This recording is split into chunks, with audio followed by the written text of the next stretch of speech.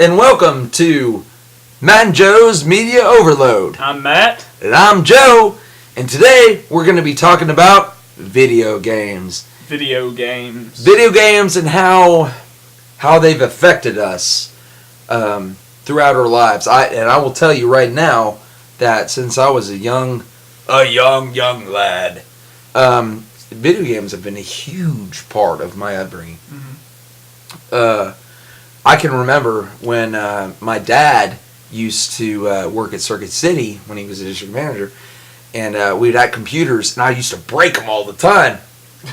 You broke the computers? Yeah, I broke the computers all the time, and he would have to set up a boot disk and all this stuff, and I would watch him do it, and that's how I learned how to mess with computers. Oh yeah. Yeah, and so then people would call me over and do this and do that, and I was just like, oh, I'm a computer mastermind. I really don't have a fucking clue as to what's going on at all. Wait, back up. How did you break the computers in the first place?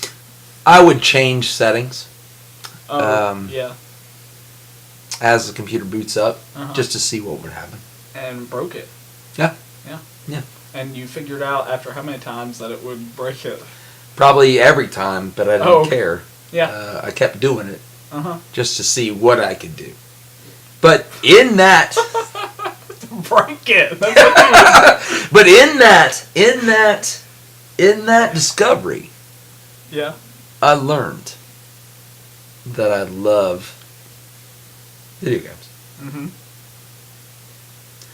You would have to, back in the day, okay, you used to have to make because this was before my time, probably.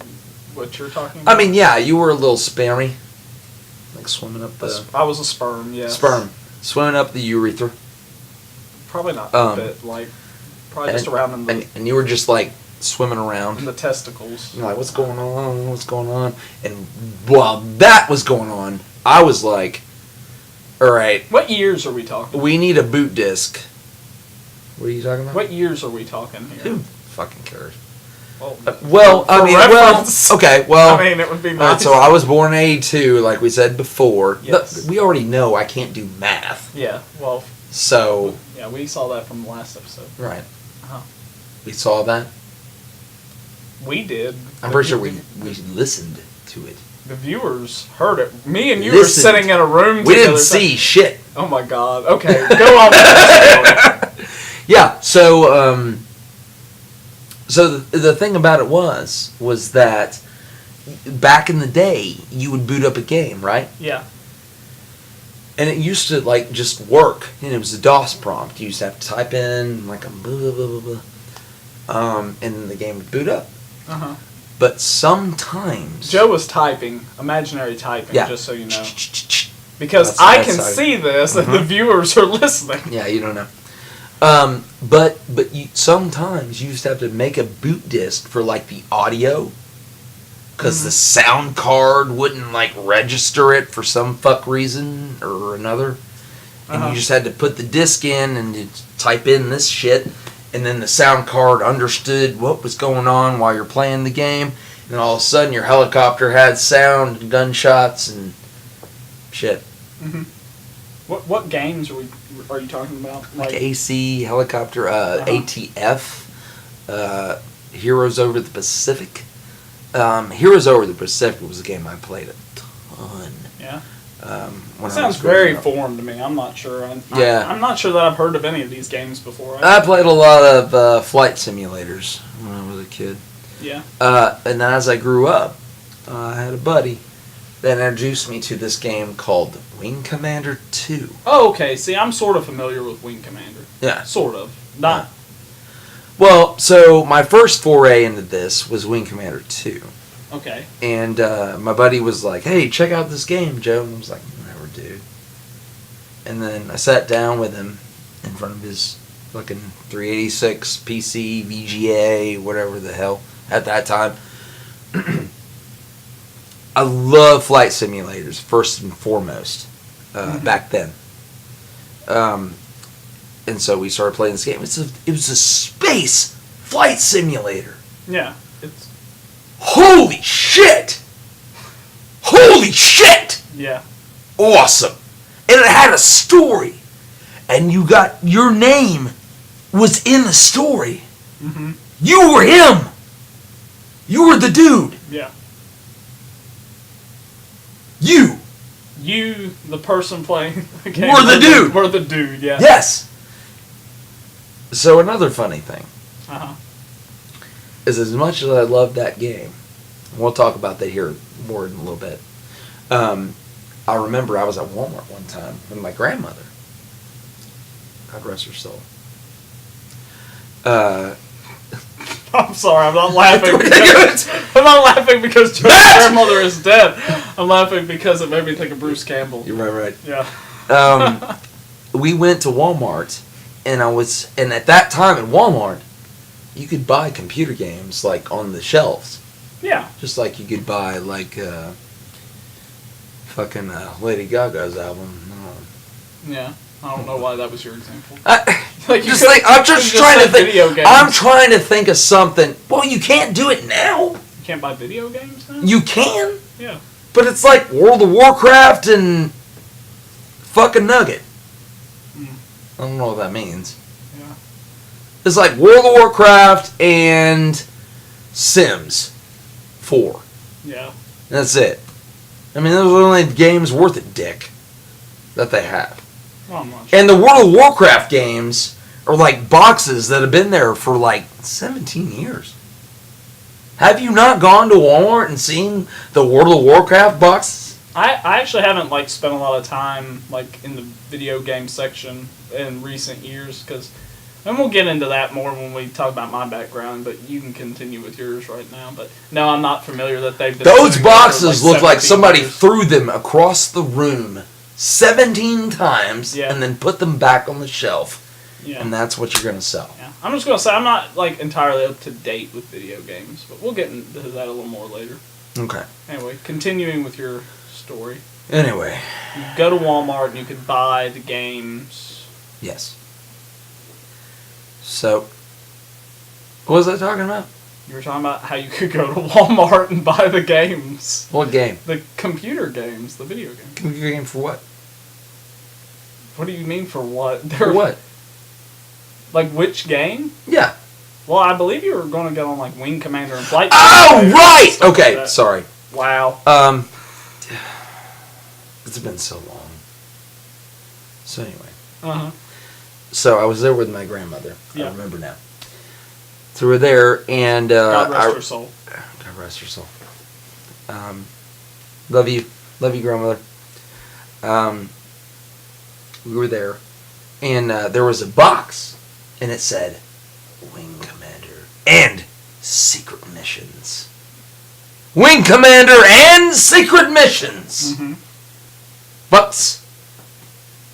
I didn't say fucks, but that was kind of an additive, to make it more badass. Uh-huh. Anyway, so, and it was $20. $20. Schlarv my dode. Oh my god. Which means suck my dick. Yeah, I put that together. $20. Yeah. Oh, man. Played that game. Okay, so this would have been in the 90s, right? Yes. Okay. So the cool thing about the first Wing Commander games, and we'll go across the Wing Commander series, which love. The first Wing Commander games, they're story driven,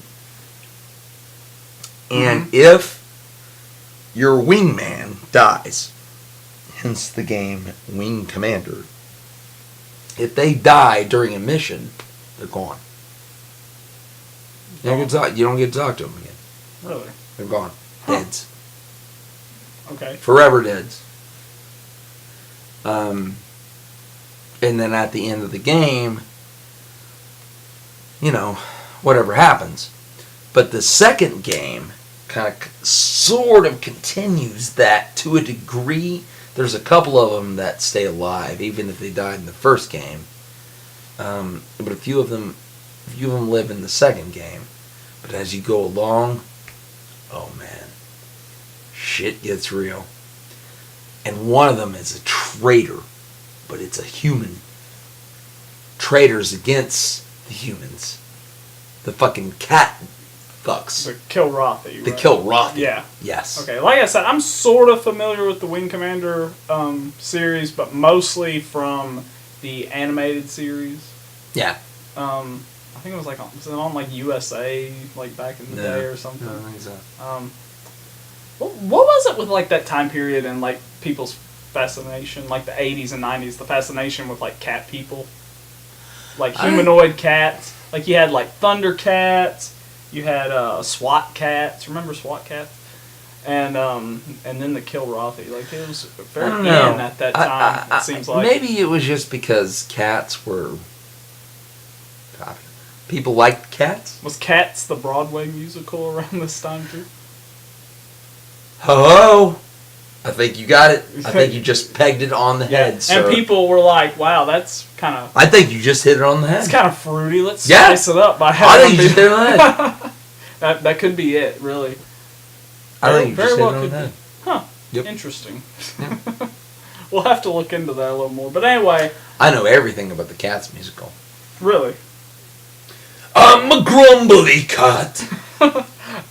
This is completely off topic, but when I was a freshman in high school, we went to like the Roxy, like where they do like little, like musicals and stage performances, things like that, and stuff. And we went to see Cats. Okay. And we were in, I say we, it was me and a couple of my friends. We were sitting in like the very front row. And like so, Cats, it's very interactive. Like they come out into the audience and do a lot of stuff. Sure. And this one cat chick like jumped into my lap, and like 14-year-old me. Did you punch her? No, I didn't punch her. I enjoyed it. So you came in your pants? No, I did not say that. But it was definitely for 14-year-old me. It was like the highlight of that school year. Why? Because an attractive cat woman jumped into my lap. So you didn't come in your pants? No, I did not. So why was it the highlight? Are you not seeing what I'm saying? No, because I went to a circus one time. Okay, and a fucking clown jumped in front of me, grabbed my popcorn, and I wanted to fucking kill him. Well, okay, that was a clown. That was a middle-aged man in clown makeup. This was a middle-aged. No, she was like cat 20-something. How do you know that? Because we met the cast after. You knew that? Yes, because we met the people. Yes, it was a field trip. Oh, so you had a conversation with a chick that straddled you? Yeah. That's weird. Well, it happened. Believe it or not. That's pretty awesome. I know. So what'd you say to her? It's a whole lot better than your clown story. It is. What'd I say? So yeah, what'd you say to her? I don't know that I said it. It was like I came in my pants. I was an awkward. Oh my god, I was an awkward kid. I came in my pants. Why are we talking about Cats, the musical, anyway? You. Well, I brought it up in passing. You're the one that said I can tell you everything about the Cats musical. Have you ever played the XCOM games? No, I have not. The XCOM games are really historical.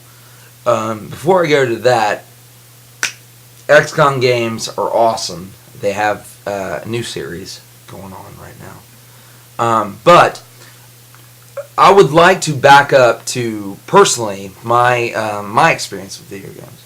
Yeah. We were already talking about me. I don't know what I was talking about. Breaking computers. Sorry, guys. I'm all over the fucking place right now. Breaking back into messing with computers. Making them work. Or not work. Or not work. The first games, the really first games that I ever played were adventure games. They called adventure games. So, what do I mean by that? I'm talking about King's Quest. I'm talking about Space Quest. I'm talking about Quest for Glory. I'm talking about Indiana Jones. Indiana Jones. Yeah. Fate of Atlantis. Yeah, Fate of Atlantis. That's yes. You know about that? I'm aware of its existence and that it's canon in the canon. Indy franchise. Yeah. But I've never played it. Oh man. All right. We'll talk about that in a minute.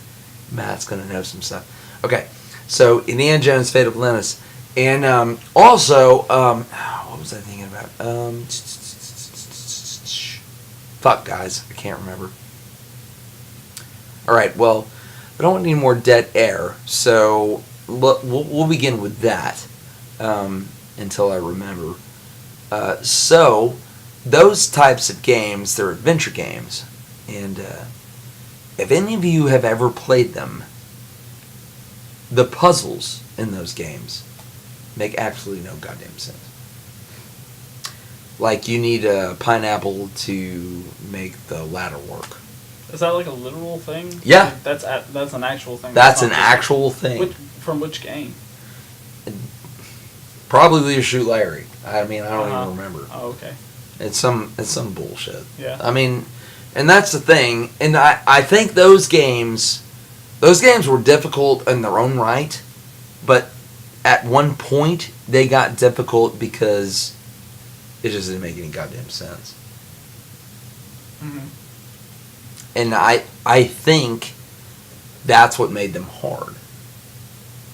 And I can remember back in the day, my father was like, he would always buy me these games. Mm-hmm. Leisure Suit Larry, okay, Leisure Suit Larry right off the bat, it's a sex game. It's talking about tits. It's talking about fucking. It's like a porn game. Really? Yeah. But I played it the entire time I was growing up. 1, 2, 3, 4. No, 4 doesn't exist. 1, 2, 3, 5. 4 is a mystery. 5, 6, and 7. So I played them all. So 4 just simply does not exist? 4 does not exist. It's the mystery of the missing floppy disks. Oh, wow. It's a running joke. That sounds really fun. Yeah. So it's all of them are little puzzle games. Yeah. They call them puzzle games. But you just take something and you see if it works, and if it doesn't work, and blah blah blah.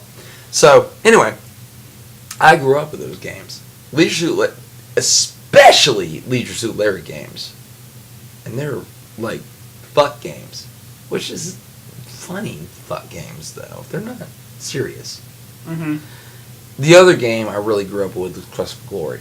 Quest for Glory 1. Okay. In particular.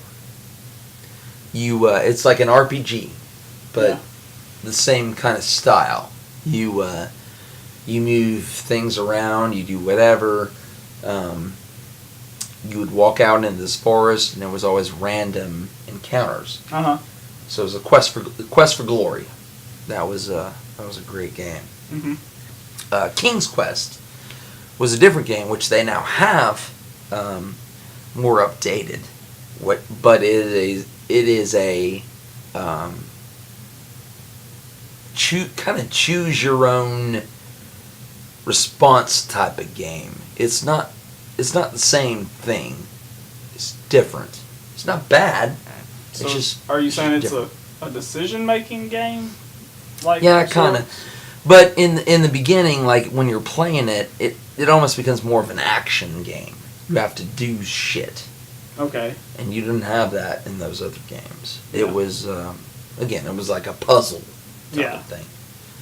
So this is like the early evolution of video games. Yes. Basically. I sitting here right now, I feel like a kid listening to like their grandfather tell them stories about. I've been talking a lot. And this is only like a few years before I was born. Yeah, I've been talking a lot. It's like listening to your grandfather talk about like pushing a hoop with a stick down the street or tying like June bugs to thread and flying them around and stuff. It's funny because like my earliest experiences with video games were like, you know, the Game Boy Color, Nintendo 64, that kind of thing. That was your first thing? Those were like my earliest like video games. Dude, I tell you right now, when I got the N64, I will tell you that as a console, seeing that 3D graphics at that time, blew me away. Oh, I love the Nintendo 64. I still have my Nintendo 64 actually, and still play it occasionally. Super Mario 64. Star Fox. Pokemon Snap. Star Fox. Star Fox. I believe I have Star Fox, and I believe I remember playing it, but it was not one of like my main games that I really enjoyed. Like I was a big Pokemon Mario, and then things like Legend of Zelda, like the big like main franchises. Those were the ones that I got into, and I mentioned I was going to talk about my background with video games, so I might as well do that now. It was games like that I was just obsessed with. I love those kind of things, and I still do to an extent. But over time, I kind of quit keeping up with the consoles because as like new ones would come out. Like the last console that I owned, that like I got when it was like new was the original Wii.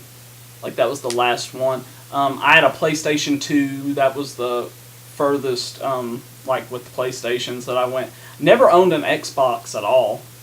None of those. And I kept up to date with like the Nintendo like handheld consoles and stuff like that, like the Nintendo DS, like all those, because like I said, I was a big Pokemon fan. I mentioned that in the anime episode that I was a fan of the Pokemon anime. Well, I was a fan of the games too, and I still play the Pokemon games to this day, but I'm not entirely caught up to those, mostly because I play the old ones for nostalgia and things like that. But one of the things I've noticed, like through my experiences playing games here and stuff, like here with you and stuff, is that video games have just grown so much as a storytelling medium. I mean, it's not to say that like early on they weren't able to tell good stories and stuff too, but it's just advanced so far. Well, that's what I was going to say. Like before, yeah, when they did the little puzzle things that didn't make any sense, the story was what was really driving it. It was for you. Great. It was amazing, great. So, but somewhere along the way, they lost that, and to go continue. Yeah, well, I guess at a certain point, everything became much more driven by the action and stuff, which, there's nothing wrong with that. I mean, they are games. Like, they're meant to be engaging and to give you an objective to complete and stuff. But for me, like, the games that I found myself enjoying, like, recently are the ones that are more purely story-driven. Because, I mean, I'm a big fan of movies and television and things like that, more so than video games. Like, not that I don't like video games, but those are just my preferred mediums. So finding these, sort of discovering these video games that are have such interesting stories and are really story driven, has really piqued my interest and made me want to get back into video games. Probably one of the ones most recently that we played that I really enjoyed was Virginia, which was just a total mind fuck. I mean, it was so bizarre, but I loved it because I'm into those kind of things. I was going to say, tell me about that game, because it kind of fucked me up so much that I don't even fucking remember. Well, I believe it was like in one of the reviews that we read before we got the game and stuff, described it as like a cross between the X-Files and Twin Peaks, which those are two of my favorite television shows of all time. So automatically I was like, oh, that should be interesting. So we picked that up, and basically you play as an FBI agent, a woman. I can't remember her name, but she is investigating sort of her first case, which is a boy that has mysteriously disappeared, and she's paired up with sort of a mysterious, like, she has secrets. It's her partner. She's another woman, and I can't remember everything because there's just so many twists and turns. Like, the game, it's kind of not necessarily like in... That's nuts. It's not like a straightforward narrative. It's very Lynchian, very, like, David Lynch type thing. Like Mulholland Drive. You've seen that movie, right? Sure. How it jumps around and stuff. It's non-linear. That's the word I keep looking for. And, like, all this crazy stuff. Like, there's a bison. Like, that's part of the symbolism, and it keeps reappearing. And there's, like, the UFO. I'm a big fan of jerky. Bison jerky? Oh. Well, who isn't a fan of bison jerky? I mean, I don't know who is. You don't know who is? I mean, if you're not. I mean, anyone who's tried it should be a fan. Yeah, if you're not, then fuck you. Well, I mean, some people might not like it, I suppose. But anyway, Virginia. There's no reason for that. I know. Okay. But anyway, then there's like a cult. I know, like the boy that disappears, his like dad's like a priest or something, but he ends up being part of the cult and stuff. And the end of the game, yeah. Like, do you remember like there's this whole thing where like they're like sacrificing the bison? I don't remember any of or that. something like that. No, I don't remember. Well, it's been a while. Yeah, it's been a pretty long while. I don't remember any of that. If you're into like really just crazy, trippy, blow your mind kind of stuff, like David Lynch movies and things like that, Twin Peaks, or if you're a fan of like things like the X-Files and that sort of thing, Virginia is definitely something you might want to check out. And then the other one, which kind of follows along the same lines that I really enjoyed, was A Semblance. You remember playing that? Oh, yeah. That game got pretty freaky at times. Tell me about A Semblance. Well, and something that I want to throw out there is I made Matt play this game. Yes, but in the dark, by himself. Yeah. Okay. So. And it was like the first video game that I actually played in like years. Right. Like with me actually behind the controller. Right. It was the first one. So tell us about your experience. Okay, well basically what the game is about is you play as a man who has lost his memory, and he's basically going through these computer simulations of his memories to try to recover his memory and stuff. But the game has so many different outcomes, and the decisions that you make along the way affect how the course of the game goes. And it's possible that you can mess up at some point and not ever actually get to the ending. So then you just have to start over and stuff. And that's what happened to me, but we'll get to that. Yeah, that did happen. Anyway, so you go through these several layers of simulations. Like one of them is a memory of him and his wife on like a hiking trip and stuff like that. And there's this blue butterfly that keeps recurring throughout several of the memories. At his house, it's actually It's in the like thing a that's glass. connecting you. Yeah. Connecting you to the memories. Yeah. Even though, you know what I'm talking about. Yeah. It like viewing the butterfly in one location can take you from that memory into another one, right? And things like that. And the butterfly actually appears outside of the memories at one point, inside the facility where the computer simulation setup is. And so, anyway, then one of the other memories is the office that he works at, and you go there, and it has several different time jumps, like when you view like. I hate that fucking office, by the way. The office was the weirdest part That because office, you keep expecting so much more. That office can suck my penis. Because we're always in there. We're like, what the fuck is going on? Yeah, and it kept saying something about someone being over by the hat.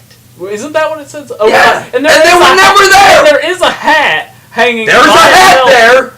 On the wall, and you go over to it, nothing happens, but I assume we messed up somewhere along the way that kept that from happening. And there's like a list of people that when you check it at various times, different names are crossed off. But anyway, that's The Office. Not a fan of The Office. Yeah. Not the show. Love the show. Love the show. U.S. You know. And the British version. Love them. I was never a fan of The Office. Shut up. I was a Parks and Rec kind of guy. All right. Oh, well, Parks and Rec's great too. Yeah. I don't know why I enjoyed it so much and didn't enjoy The Office, but I didn't. I don't know either. Yeah, because, I mean, very similar shows, same creator and all that stuff. Probably need to give it another go, I would think. I probably should. It's been a while. I should probably revisit it and stuff. But anyway. What were you saying? We're talking about A Semblance. Oh, right. This is why we always say, who knows where we'll go? Who knows where we'll go? Okay. Okay, so you don't like The Office, but the part that bothered me the most was the house. When you actually go through the memories into the guy's house. Oh, God. Yes, because he has these memories that involve his wife that are just very creepy. And I mentioned in the last episode we were talking about the Evil Dead. I'm a big horror fan. I've seen some of the craziest, scariest horror movies you can imagine. You are not a horror fan during that part. Well, that's what I'm getting to. Because, like I said, I've watched some crazy... Did I just say the port? Port, yes, you sure did. Okay, part. I wasn't going to draw attention to it, but since you chose to, what were you thinking, Joe? Anyway.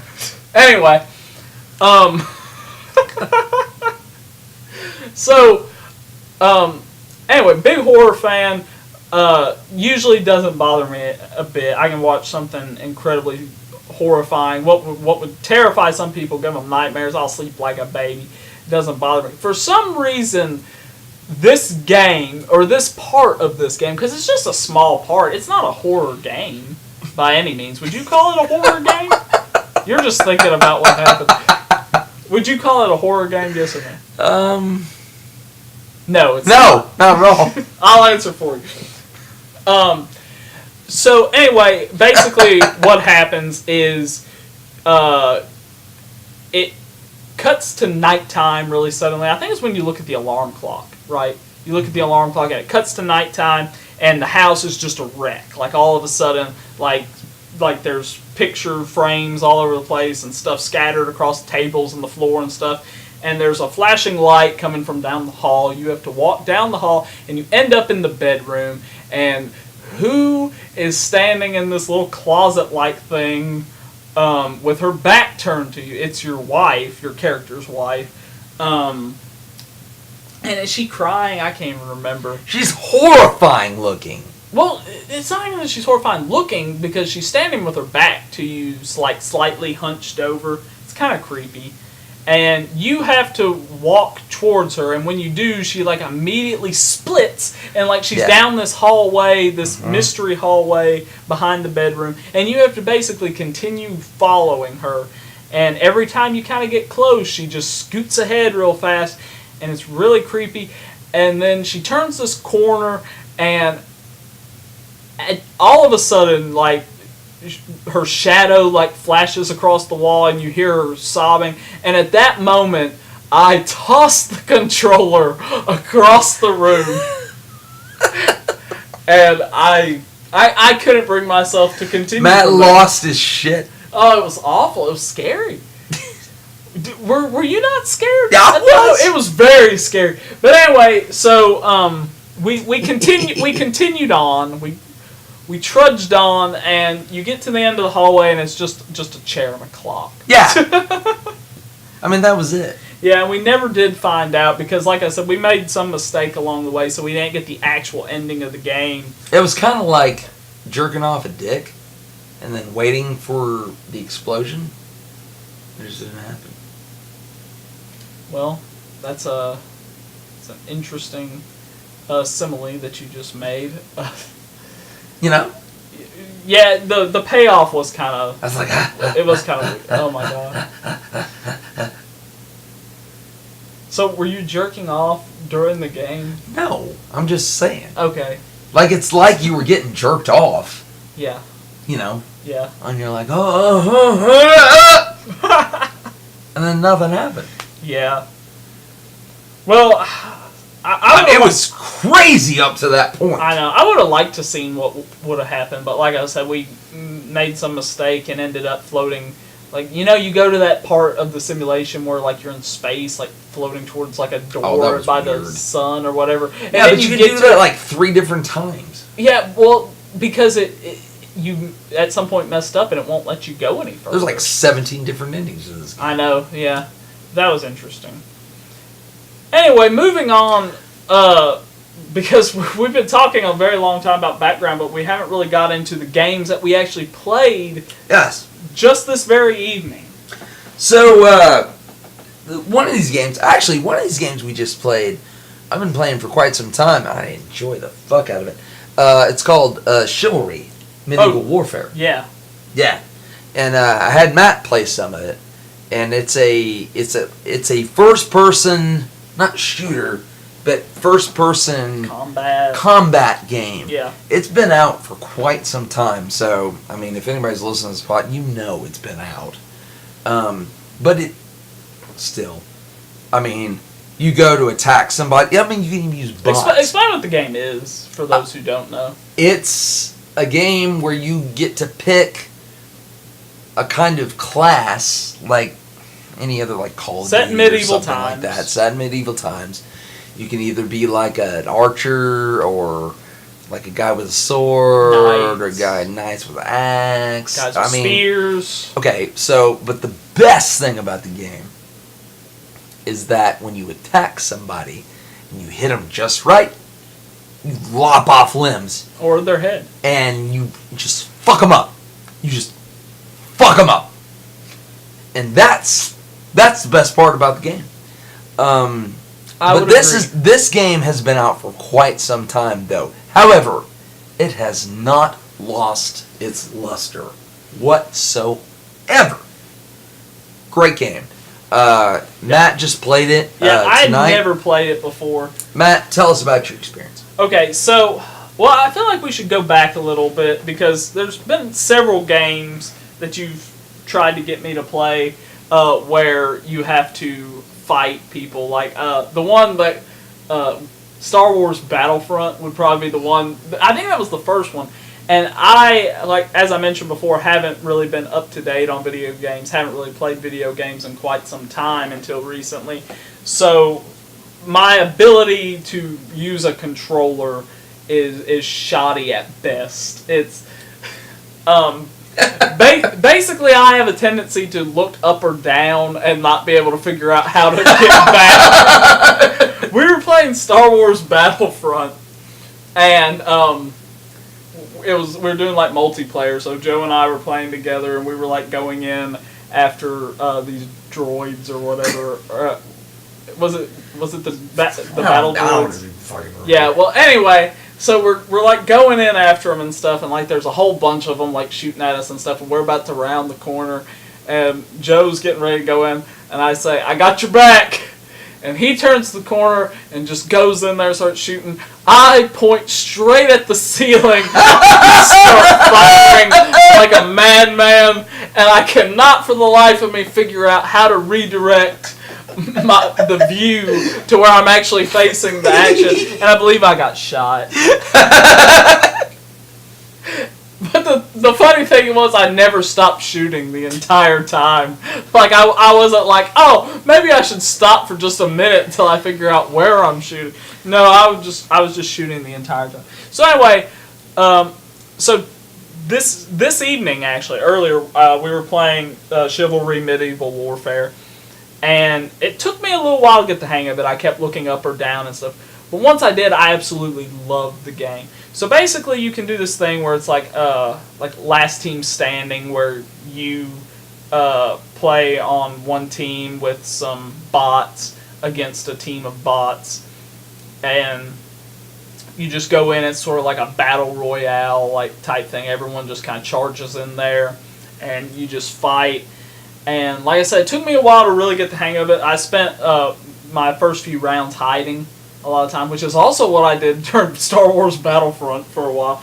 It works for a minute. Yeah, well, it gives you an opportunity to get an idea of what you're doing before you get killed and get discouraged if you just go hide for a little while. But it eventually quits working and you get found, and then you have to fight for your life. And I really got the hang of it after a while, where I was managing to decapitate a lot of people. Wait, you're talking about Battlefront, or are you talking about... Oh, I never got the hang of Battlefront. I never got the hang of Battlefront at all. I'm talking about Chivalry. Right. And the only thing that kept happening to me, and I blame the bots, it was not my fault, but my own teammates kept getting in my way and ended up falling to my axe. I decapitated that one round. Teammates. I killed like 5 people and was the last man standing in the entire thing. But I had killed like 3 of my own teammates in the process. Jesus Christ! I know, it was awful. Well, a lot of blood was shed. You know, that game, I really, really, really, really enjoy that game. I did too. I enjoy the accuracy at which you attack people. The combat I really enjoy. The accuracy of the combat. Yes. Like, okay. So that kind of leads me into something else I want to talk about, which is Kingdom Come Deliverance. A newer game. Mm-hmm. Yeah. This game just came out a couple of weeks ago. There's a lot of adversity on this game, which I gotta tell you, I think it's completely unfounded. This game is awesome. The story is awesome. Mm-hmm. The combat is awesome. The only reason that the combat isn't awesome for you is because you don't know how to fight. You don't know... In this style. In this style. More realistic. Right. We should clarify, for those of you who don't know, that Kingdom Come Deliverance is a very realistic, historically accurate, medieval Yes. game. Yes. RPG. Yes. Okay, and so the fighting style reflects that, and Yes. Joe knows more about the fighting style than I do, Yes. so I'll let him talk about So that. if you're in it, like, this is I mean, I'm not saying this is what people are complaining about, It's but- part of it. but it probably is. If you're in a corridor, this is just an example. If you're in a corridor, like let's say you're coming up on a castle, and you're in the keep way, or whatever, and there's 3 guys in front of you, and you're trying to slash your sword from the right, and you're up against the right wall, you can't do that. Your sword's not going to come out because the wall's there. Because there's a wall. Right. So you blocking need your to swing. you need to attack from the left. Yeah. The left, up, and down, not the right. Not the right, left, not whatever it is. Stay away from that. I think that this is probably some of the complaints that, when I say most people, and maybe I'm being too general, but most people are probably like younger people. Well, they're used to games where you don't have to factor in those sort of things. Right. Where you can just swing wildly and... I mean, because, like, Yeah. I would think that, I mean, I already figured it out, but I would think that, like, you or I could figure that out. Yeah. You know? Yeah. Well, and I'm sure that that's the problem with a lot of people, but I'm also sure that a lot of them just don't want that layer of difficulty because they're just not used to it. They're used to games that, like I was saying, don't have those factors. Involved. Yeah, you play, like, Skyrim and you just, like, slash, slash, slash, Yeah. slash. And But that's not the way it works. not in real life, no. No, not in this game. And either. no, not in this game because it reflects real life. And I think that's a really interesting thing about this game is that it manages to be such a good game that is entirely historically accurate. It doesn't incorporate fantasy elements. There's no dragons. There's no magic or anything like that. And I think that really speaks to the quality of the game. The only other thing about this game that's a kind of a knock is it's hard to save, which I don't have a problem with. You have to either buy these expensive potions that are called savior schnapps, or you have to sleep in bed, which I never had. Once again, it adds that layer of realism. And difficulty. Yeah, Just and like, difficulty. yeah, for that just one. like playing, I don't know, some old game from back in the day where you had to go find a save point. Yeah. Not that, There's nothing wrong with that. not I that don't big a deal. think. Yeah. But enough people have complained and they're going to change it. Yeah. So Well, you mentioned, and I noticed this just from being around as you've played it over the course of however long it's been out, last couple weeks. Has it been out for a couple weeks yet? Yeah. Yeah, it feels like it anyway. They added like the center reference point in the center of the yes. screen. People complained about that apparently, which you said you didn't find to be a problem, but a lot of people obviously did. So they have added that in. Now there's a little dot showing you exactly where center is, so those of you using bows and arrows can... those of you that can't figure out how trajectory works, when you pull it back, hey, when you pull the bow back, right when it's back, look in between your arm and the bow, right when he cocks it, right in the center, that's where the arrow's going to go. Mm-hmm. You fucks. I mean, come on. Don't say that about. Can we spell it out for you? I mean, I'm saying that about the listeners. I'm just saying. Well, some of them might fall into that category. Jesus! As I was saying before, I think that the fact that this game does have all these realistic aspects where it really is historically accurate, I think really does speak to the quality of the game, where the creators felt that they had created something interesting enough to be historically accurate without incorporating any fantasy elements, and make a solid game. Because, I mean, it very easily could have been awful if it had just been basically a history lesson of sorts, where it really, the gameplay mechanics, despite being realistic, they very easily could have been lame and realistic. But I think it worked really well for this particular game, to the point where it manages to be interesting without needing magic and dragons and wizards and things like that to make it more interesting. But holy fuck, if there were dragons, fuck off wizards, fuck off potions, fuck off magic. I want dragons. So you're saying you would like to see dragons? Yeah, in this just game? dragons all day. Really? Dragons for days. But that's an experience you can get from other games. No, I want it in this game. So you would sacrifice the realism for dragons? Mm-hmm. Oh, well, that's interesting. Yeah. Okay. I don't want no other magic types of anything. I just want to Just see like- just a dragon. Just one dragon at the end of the game. Would I'll you be able fight to- the dragon, or would you just want to see the dragon? I want to tame that motherfucker. You want to tame the Yeah, dragon? I want to ride that dragon, and then I'll be the lord. I'll be the dragon lord of that whole countryside. And nobody can fuck with me. It's an interesting idea. No, it's not interesting. It's what I'm going to do. Okay. I'm very, very fervent about that. Well, speaking of dragons and stuff, another game that we've been playing is Monster Hunter World. Yes. Which Monster Hunter is one of those things.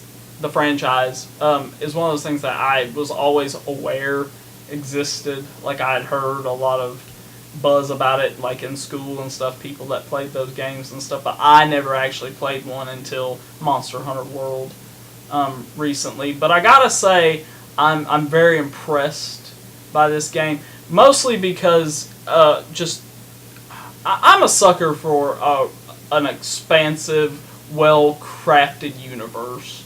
And that's something that this series definitely has. And there's no better way to craft an interesting universe than through outstanding creature design. Because what's more fun than exploring an entire new world filled with fascinating and awesome creatures? And, I mean, this series, obviously the creatures, some of them aren't necessarily super original because they incorporate a lot of elements from creatures that actually existed, like dinosaurs and things like that. But still, overall, the designs are really cool, and it literally feels like you're just stepping into a new world and discovering all these creatures for the first time. So I really like that about this game. Totally agree. You've played this franchise before this game, though. I had the... man, I can't even remember what it was called, but I had one on the PSP, and I started to play it. I got it because I knew it was popular, and I didn't really even know what I was getting into, and I started playing it, and before I knew it, 5 hours went by on a little PSP, which I hate that interface, by the way, little joysticks. Fuck that shit. So when they brought it to the hell is going on over there? When they brought it to major consoles, I was like, yes! I mean, I'm all about it. So here's the thing about the Monster Hunter series, is it's extremely, extremely hard to get into at first. Because you're just like, what in the fuck is going on? But as you move forward, you start to realize, like, you kill certain monsters, you get materials for upgrades, like, that's the whole thing. So you can go and fight bigger monsters and kill them. Exactly. And get new materials and resources that will allow you to fight bigger and monsters. it just keeps going. It just keeps going and going and going and going. But the good thing about Monster Hunter World is you get to do that with friends, and there is actually a story involved. Mm-hmm. Which I don't know much about any of that. But I will tell you, in the little bit of time that I've played... The story is second, though, however, to the fighting of the monsters and fighting and the I've played, monsters. I played Monster Hunter World for, I don't know, a few weeks. Yeah, it's a recent game as well. It's awesome. And I let you play it for a little bit. Yes. And what'd you think? I really enjoyed it. Like I said, I liked exploring that world and seeing all these creatures and stuff because the creature design is great. The landscape design is great. It is. The graphics, the whole thing is really good. Once again, had a little trouble getting used to the controls and stuff, but it wasn't as bad as my experience with Star Wars Battlefront or anything like that. I actually started out really well with Monster Hunter. I just, for whatever reason, could never seem to actually finish off a monster, which is obviously supposed to be challenging. Yeah, they're supposed to be difficult. And it seemed like every time I would just about get one, it seemed like I was doing well. A bigger one would show up. Oh yeah, which just happens and stuff. I know you were after that T-Rex, like that purple. What is that thing called? Starts with an A. I can't remember. Atreus or something. And like this giant, humongous dragon thing flies out of the sky. Okay, so I was after this T-Rex guy, and this is classic Monster Hunter World, by the way. So I'm after this T-Rex hunter guy, and I was tracking him, and I came around the corner. There was a fucking wyvern. Is that how you say it? I think so. Wyvern? It was a goddamn dragon. A goddamn dragon was attacking the T-Rex that I was after. And... scared it away. Yeah. And it also scared you away because who wants to go... Yeah, and I ran away and then it fucked off. And then I couldn't find the T-Rex again. And we never saw the dragon thing. Yeah, it was all gone. Yeah. Yeah. Scary. It was. Weird. I think this is a little a side thing, but I guess they were just added to the franchise in this game as the Palicos. Were they in the past game? They weren't in the game that I played. Yeah. I think they're new, if I'm not mistaken. If you know, comment below. But the Palicos, I think that's a really cool concept, having a little sidekick tags along with you and actually helps a lot. I know when I was fighting monsters, a lot of things which I wasn't even trying to do, the Palico threw out there and helped with and made things a whole lot easier and stuff. I'm just assuming, is Palico supposed to be like a portmanteau of like pal and calico because they're cats? I don't have any fucking idea. And like pal, because they're your little buddy that follows you around, or does it mean something else? I'm just assuming like it's a combination of those two words, but I may be wrong. I mean, you're probably right. Yeah. Anyway, they're pretty cool. I like them. They're very handy to have around. My Palico has Roman armor. I know, that's pretty neat. I like that. It doesn't necessarily make sense, but it's cool. Not at all. Yeah. So what else do you want to say about Monster Hunter? It's a great game, really. Yeah. The only thing I have about it is getting together with other people seems almost impossible. I mean, you can join an online game, but they're doing whatever, and you're at the bar having a soda or doing whatever. I mean, I don't know. It seems like you join an online game just so you could just play the game. You know what I mean? Yeah. Now, when I was playing the game at one point, that there was like some other guy. Was that just like an NPC or was that another player? That was another player. It was another player. Okay, so like I'm fighting this monster, and like I was new to the game, so I wasn't really aware of what was going on. So I'm like following after this monster. I see this guy standing down by the water, and I'm like, he was fishing. Okay, he was fishing, and I was like, "Who's that guy?" And Joe was like, "Oh, it's just some other guy." And I was like, "Oh, well, thanks. That's helpful."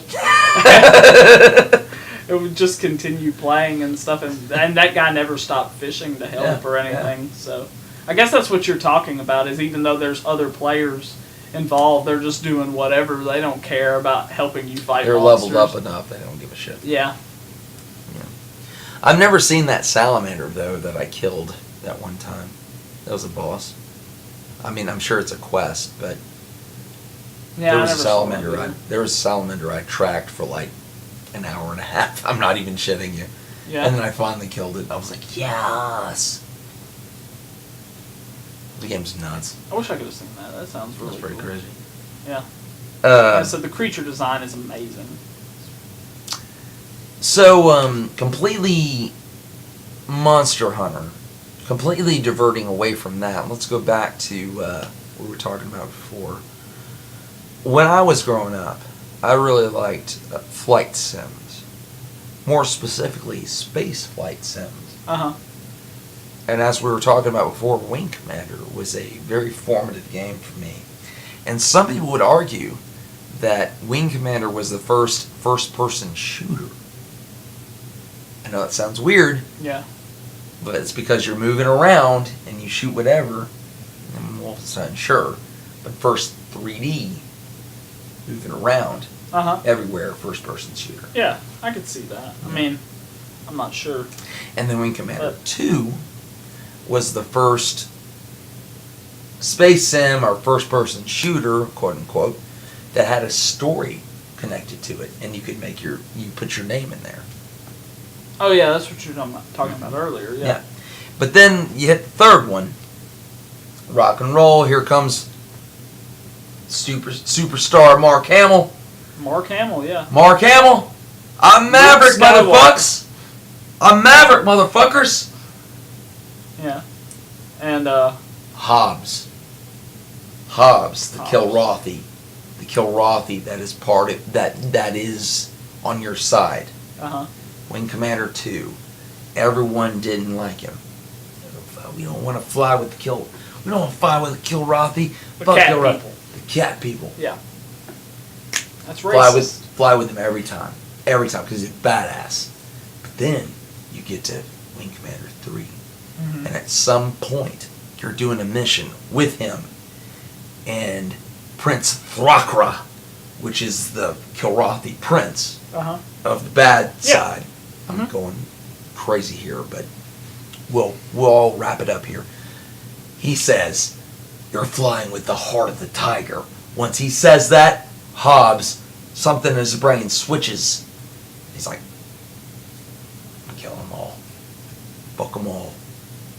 He gets back to the ship, takes off on another mission, starts killing everybody, Mhm. and then you have to go after him. You either let him go or you kill him. Pretty crazy. It was pretty crazy. I thought it was pretty crazy that Mark Hamill popped up at the Yeah. beginning of the game. Yeah. And Malcolm McDowell is Yeah. also in it and stuff. Mhm. I know, that's pretty... And what's his name? The dude from Back to the Future. Which dude from Back to the Future? The Biff. Biff. Oh, I can't remember his name. He's but- Maniac. Is he? Mhm. Oh, okay. Mhm. Oh, you're right. He is. I noticed that and for some reason didn't put it together, but now I can see it. Yep. Yeah. Okay, that's interesting. It's... I mean, I don't guess this is necessarily a criticism, but Wing Commander seems to basically just be Top Gun in space. Wing Commander rocks every piece of shit. Everything Yeah. that's ever been cool. Uh-huh. Wing Commander tops it all. It's the best. Yeah. I'll tell you something. It's right Top now. Gun in space. Fuck that. To the point where the It's main better. guy, his nickname's Maverick. Tom Cruise gets jettisoned out of the back end of the ship. Uh-huh. He dies. Okay. Got a story for you. Okay. Story time. So, check this out. We're already sitting cross-legged on the floor. When Might I as used well have story time. when I used to play Wing Commander games, right? They weren't multiplayer games at the time, right? Uh huh. But I used to have my buddies come over, whoever it was, and I would fly the ship, and they would shoot. Mm-hmm. They were the firers. Fuck the mouse. I had a joystick, or I would do it on the fucking keyboard, Matt. The keyboard, Yeah. up, down, left, right, on the keyboard. Yeah. Fuck you, WSAD. Uh huh. That didn't exist back then. It was up, down, left, right. Okay? Yep. Basic. Basic. Uh huh. Or joystick. So, there was one mission in Wing Commander 3 where you had a planet-killing bomb. And that was the bomb that you were going to send into the Kilrathi, the cat homeworld, and destroy them all. Right? Okay. So you had to test it out first. So I was doing this mission with my buddy. He was actually a guitar player in my band. Hard and Sweaty and Ready to Go. Shout out. Hard and Sweaty and Ready to Go. The guitar player. Uh huh. So I was doing my thing, flying the ship. He was shooting fucks down. We got to the planet, and there was one ship left. And I was like, all right, take him out and we'll go. And he fired a missile. And it was the planet-killing missile. This missile shot off. I watched it go. The guy was trying to run away. I saw him run. The poor fuck. And it hit him. And there was the biggest explosion I've ever seen in my fucking life. I was like... And it was used on Yeah, I was like, wait. a single... It's like, wait a minute. It was like...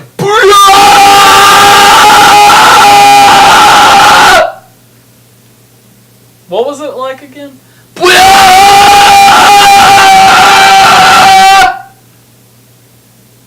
Wow. I was like, hold on. That's not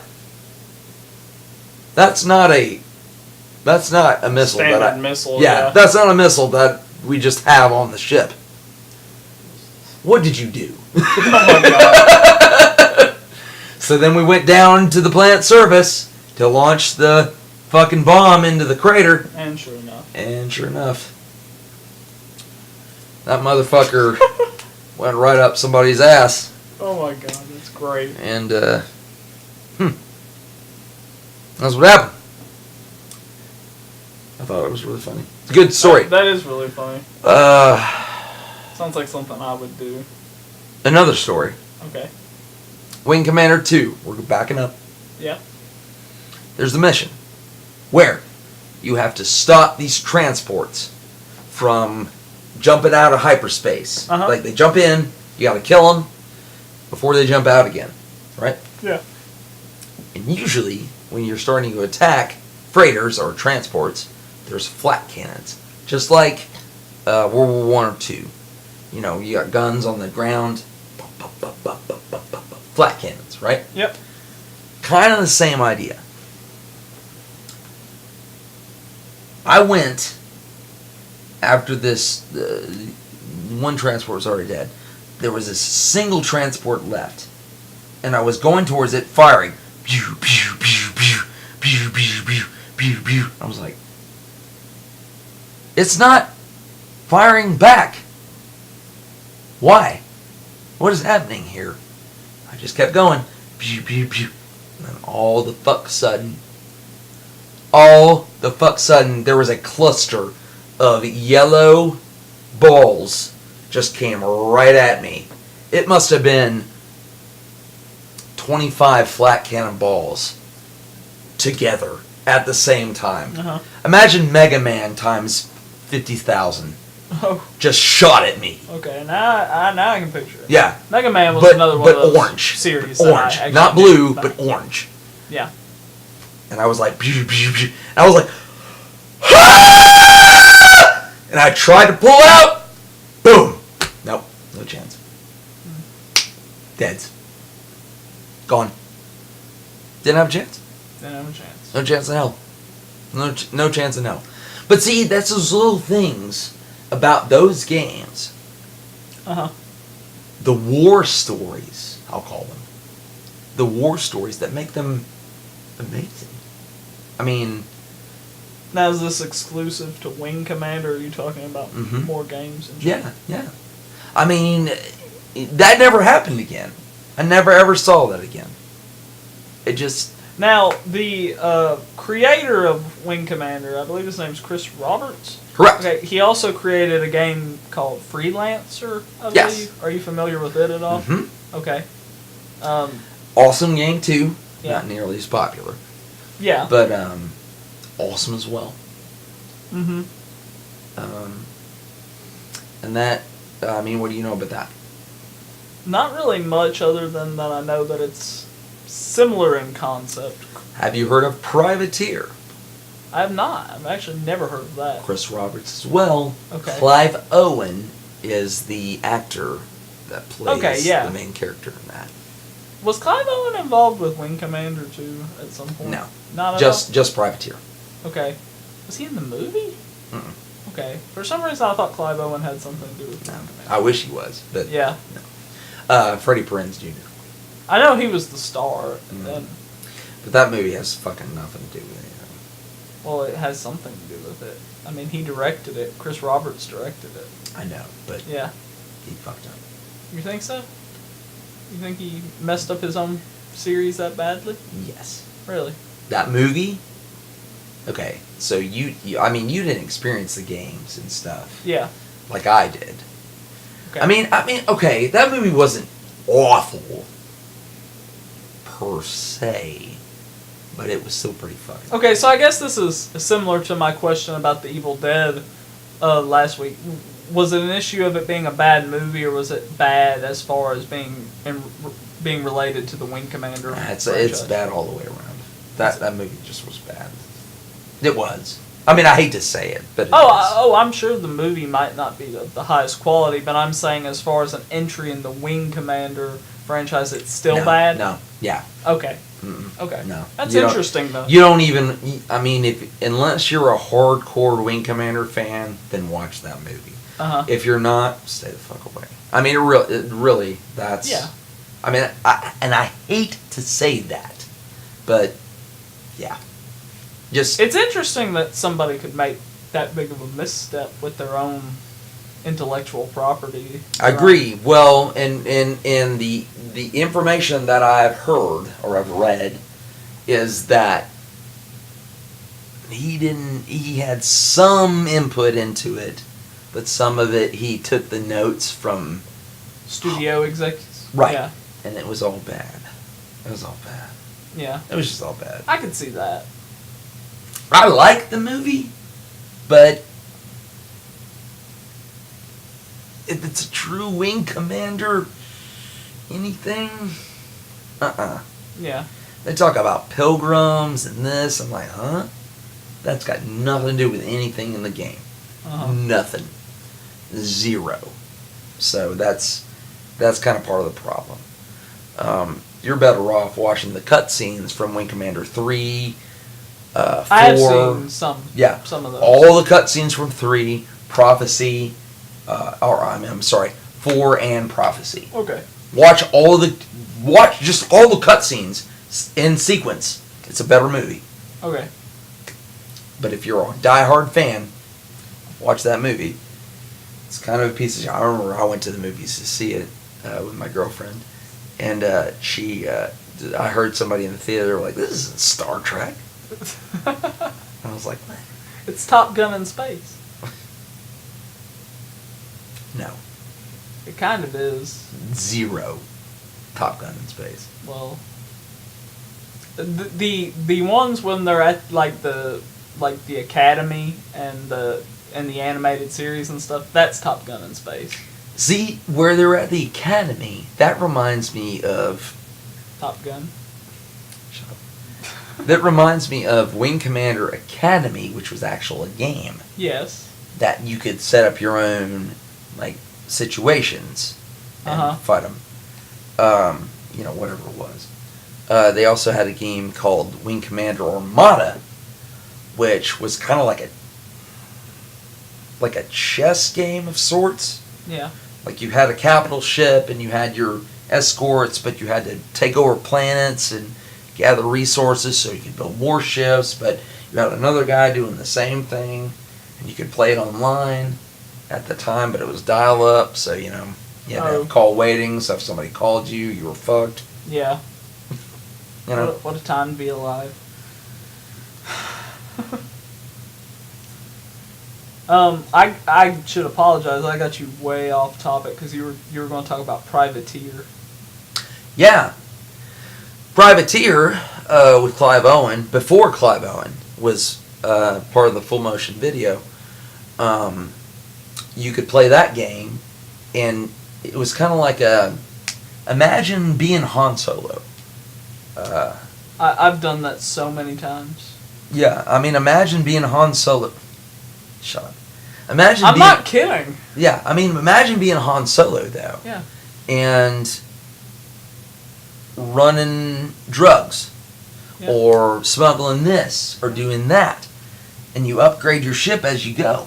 Uh-huh. And that's all Privateer was. Privateer 2 had a story. And Clive Owen was your character. So, I mean, Clive Owen, he's like a big actor. Yeah. Back then, he was in there. It was a great game.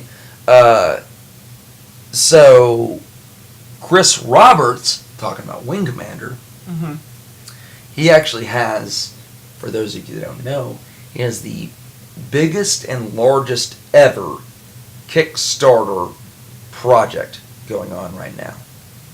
I don't know how many millions of dollars, let me repeat that, millions of dollars he's garnered, some of my money as well, because he's the guy who made Wing Commander. Come on, fuck on. Games that formed my childhood. He's still making money. What project is this? It's called Star Citizen. Oh, Star Citizen. Okay, I have heard of that. Yeah.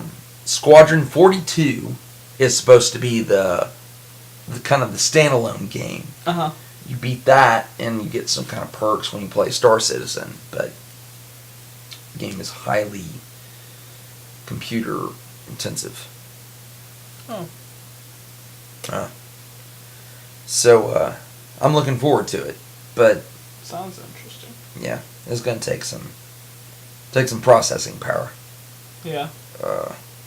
But all that leading up to now, it's another game we've been playing recently.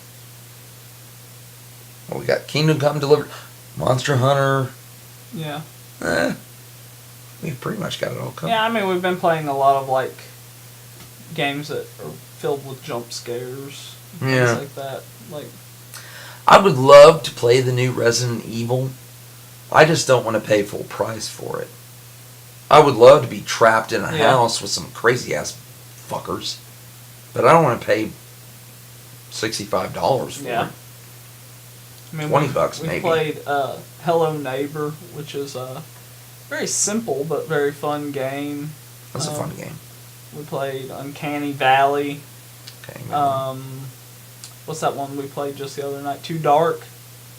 Too Dark, that game was actually made by the original survival horror maker. I don't remember his name.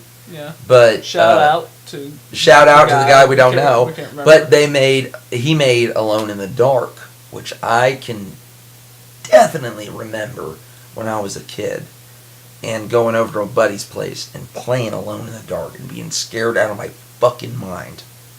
Little polygon dude walking around in the dark. Yeah.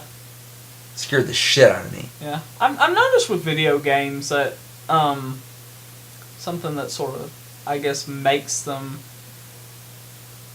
It makes the horror experience a little more visceral, I suppose. Just because it puts you in control of what's happening. So it does add a certain level of horror to it that you don't get from movies, because it's easy to sit back and watch a movie and judge the decisions of the characters and stuff, but then when you're actually putting that character's shoes in the video games and stuff, like we were talking about with the Semblance, I was genuinely horrified by that. Now, I didn't lose any sleep that night or whatever, but it got me worse than any horror movie I'd ever had before. Right. And a lot of these little horror games that we've been playing have some very genuine, scary moments that you do not want to have to face the threat. Yeah. I mean, you don't want to continue. So I know you had the controller, and you knew what was about to happen. Yeah. Or you thought you knew. You walked into the bedroom, and she wasn't there. And then you threw the controller at me. yeah. Well, not necessarily at you in your general direction. And even like games like what was that one we played called with the ghost in the house? White Light or White White Light. Night? White Light. Are you sure? I thought it might be White Night. That's white. It's either White Night or White Light, and it's sort of like a noir type thing, like set in the 30s and stuff, which isn't really It's important. White Out. No, that's definitely not right. No. It was not called White Out.